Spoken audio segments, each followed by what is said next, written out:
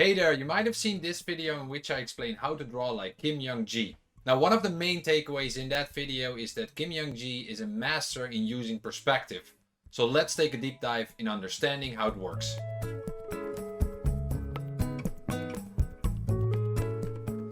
Now, Kim Jung Gi is very hot right now. And if we look at the drawing like this, you can actually see that he's doing more than just making a drawing. He's actually telling a story. And he's doing this by using several perspective grids in one drawing. He's actually using 5 different grids to tell a story from standing in line in the airport to getting onto the airplane. And in these grids, he's just following the rules of the grid, right? He's just drawing boxes and filling them with different forms. Now, I don't want to sound like this is easy because he's filling them with pretty complicated forms like people, and in other drawings, these are dragons or whatever. Although it's awesome what Kim Jung Gi does, there's also a pitfall in being obsessed with his drawings. And that is copying his work instead of understanding the tools he's using. You know, it's fine if you copy his work, but this also means that you're actually not visualizing your own imagination and sharing your vision with the world. Now, to be able to share your vision with the world, you really need to practice the tools. Now, to do that, there are 2 things that are important. The first thing is understanding the theory, and the second thing is practicing it.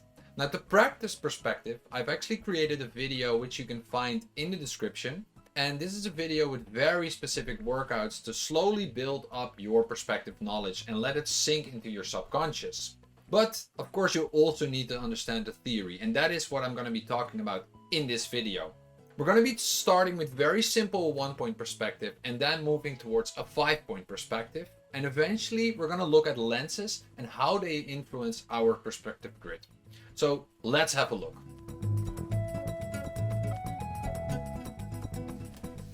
Alright, so let's start with the easiest perspective, a 1-point perspective.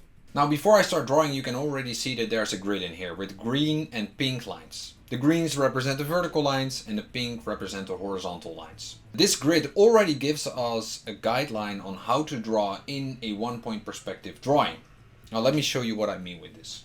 We start with drawing in a horizon line over here. And let's say this horizon line has a vanishing point over here. I put a 1 in here because this is our first vanishing point. To create depth, we'll need to follow the guidelines from this vanishing points, which are actually radiating lines coming from this vanishing point. Like this. Now, if we want to draw a box that goes towards this vanishing point, then the front of the box is actually following the green and pink lines. So let's say we have a box over here. Then you'll see that these vertical lines and these horizontal lines are just following the green and pink lines. But when we go towards the vanishing point, then we need to follow the blue lines. So we go towards here and then we go up again. Then already here we're touching the line or the corner of the box, and this one also goes towards the vanishing point. So we can just see the top of the box. So this is actually how we draw boxes in a perspective grid. Now let's say we want to draw something more complicated. Let's say we want to draw a street that goes towards the horizon. We're going for a road trip. Next to these streets are standing street lights. And let's say we have a very distant street light standing over here. This is a really small street light and it's really far away. Now, to measure our next street light, we know that the front of the street light actually touches this line. So let's say we draw this street light over here. Now the back of the street light also has a line. And here we're drawing it, but you'll need to try to understand to visualize this instead of literally drawing it. We've drawn in this line and now we're actually again following the pink lines, where we're touching the back, and then we go down and we follow the green lines. So now we actually have another street light. Now if we want to draw our 3rd street light, it's pretty hard to understand where should we draw this street light. Is it over here or maybe over here, or you know, if these are consistently far apart from each other, then we need to measure how far or where do we place our 3rd street light. Now there's actually a trick for this, because if we have these points, then this distance is actually 1/3 of the distance that the next street light is. Now that sounds a little bit complicated, but let's say that we do this times 3. So this is our also another third, and this is our another third. Then this, so we started measuring from this line, then this is where we place our third street light. And again, here on the top we're following the pink lines, and here we go down and we're following the green lines. And now we have 3 street lights that are all the same distant apart from each other, and they're all similar. And that's how we start drawing in a 1-point perspective.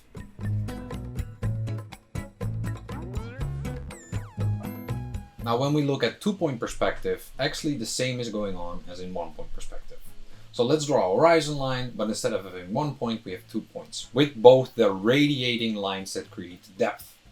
Now, this actually has an effect on our current grid that we have with the green and pink lines, because the pink lines, which represent the horizontal lines, they don't exist anymore. We can just take them out, because now we have an extra vanishing point that represents the horizontal lines. Now, this has an effect when we draw boxes, because now our horizontal lines actually need to converge towards vanishing point. In this case, the second or the first one, doesn't really matter.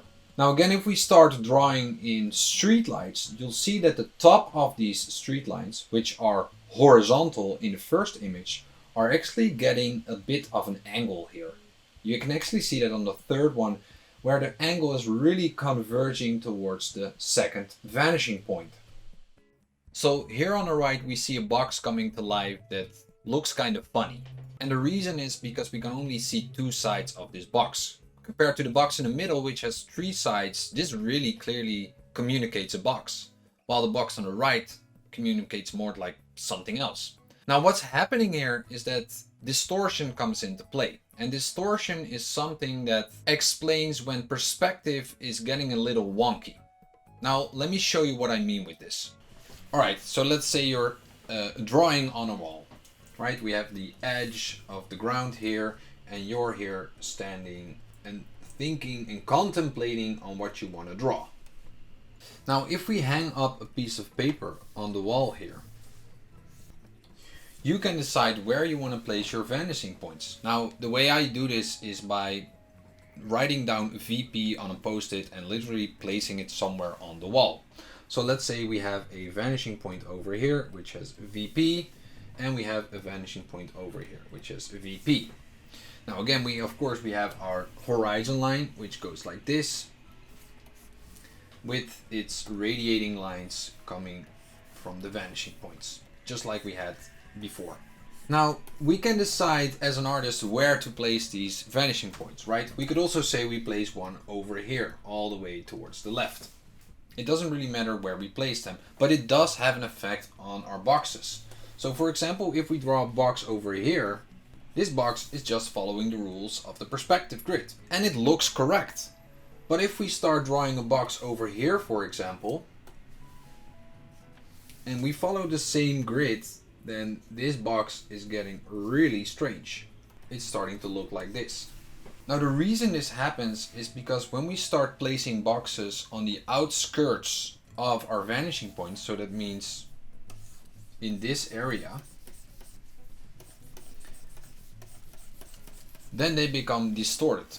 Although you can use distortion as a tool, I highly suggest you stay away from it because it interferes with our communication of realism. So choose vanishing points as far away from the page as possible. This makes your drawing easier and communicates form a lot better.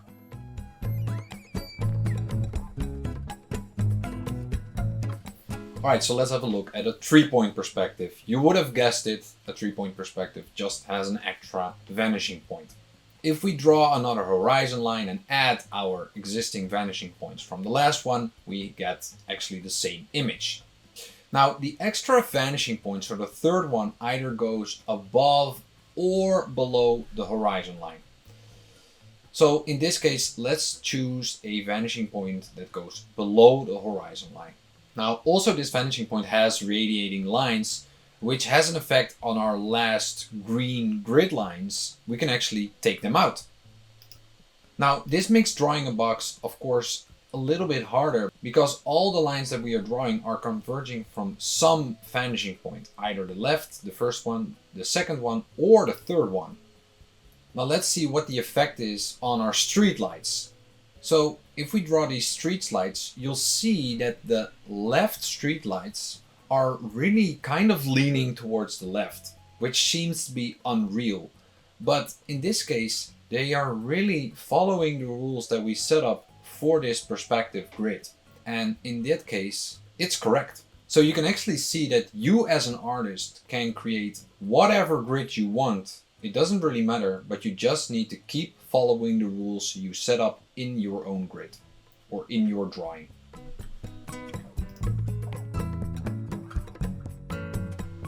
Alright, 4-point perspective. Now 4-point perspective, as you would have guessed, it has 4 points. Now like I said before, the third vanishing point either goes above or below the horizon line. So that means that this vanishing point, as we have already a vanishing point below the horizon line, this one actually goes above it. So we know where the vanishing points are, we can draw out radiating lines that create depth, and now we have a full scale grid. Now when we are looking at this grid, you can probably guess this makes for a very difficult drawing because we have to count for 4 points whenever we're drawing. Now when you're drawing a cube in this grid, I always advise you to first put a dot where you're going to aim for with your line. If you don't do this, you have to think about the angle and location of your line, which is almost impossible. So it's always handy to put dots before you start drawing a box or anything in this grid. Now what you'll see is that the boxes that go below are going towards the vanishing point below, and the boxes on the top are going towards the vanishing point on the top. This also means that we kind of look on boxes which are under the horizon line, and we look onto boxes. We can see the underside of boxes if they are floating in the air. Now what happens if a box is overlapping with the horizon line? Then all the lines are actually converging to their vanishing points. So that means that both the top and the bottom are converging towards the third and the fourth vanishing points. So this means that actually the lines are getting a little bit curved. And this is already the beginning for getting towards a curved linear perspective or a 5-point perspective.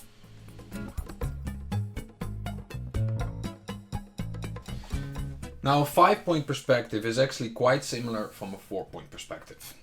We have the vanishing points 1, 2, 3 and 4. And if we connect the third and the fourth vanishing point with each other, we have the 4-point perspective, but we're just adding a 5th vanishing point in the middle. Now, instead of using straight radiating lines from these vanishing points, we're going to use curved lines. And that means that they start at number 1 and end at number 2, or the other way around. And the same happens for the vertical ones, start at number 4, end at number 3, and the other way around. And the more these lines move away from the 5th vanishing point, the more curved they get. You can actually say that there is a circle around this grid. Only the lines that are from the 5th vanishing points are straight. But actually this is not true, because this is how we view the world.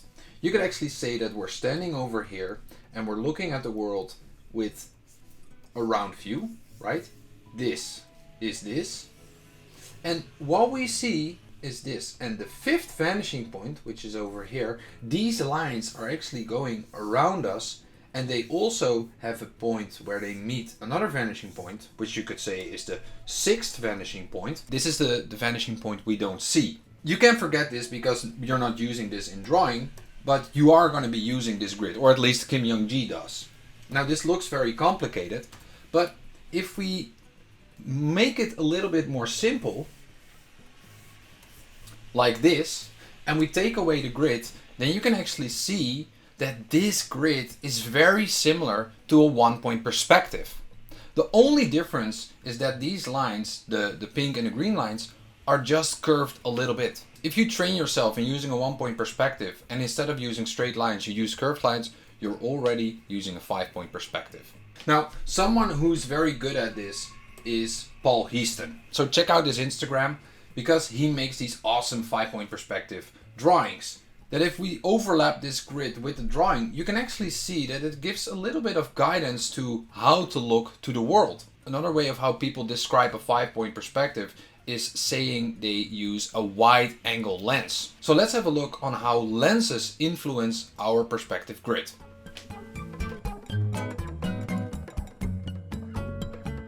Lenses come in a wide variety, and the reason we're talking about lenses is because lenses have a big influence on our perspective grid. Now, you could say that lenses could be placed on a scale, going from a narrow angled lens towards a wide angled lens. Now, a narrow angled lens is, for example, a 70mm lens, also known as a telescope lens. And a wide angle lens, or fisheye lens, is around a 15mm lens. Now don't ask me about these numbers because I don't know where they come up with this. But what I do know is that our eyes have approximately a 55mm lens. Now, what does this effect have on our grid? If we draw 3 frames underneath this scale, you can actually see that when we draw out these grids, is that the grid for a narrow lens has vanishing points that are very far away from the frame, while when we move more towards a wide angle lens, these vanishing points come into the drawing or into the frame. Another way of explaining this is by looking at the fisheye grid that we used earlier. If you're using the whole grid or the wide angle grid in your drawing, then you're using a wide angle lens. But if you're using just a part of this grid, then you're actually using a narrow angled lens, because as you can see over here as well, the vanishing points are further away. They're not in the frame. So if we imagine this grid being our head and we look up, the frame goes up. And then when we look down, the frame goes down. And if we look straight, the frame goes straight. And I see you guys.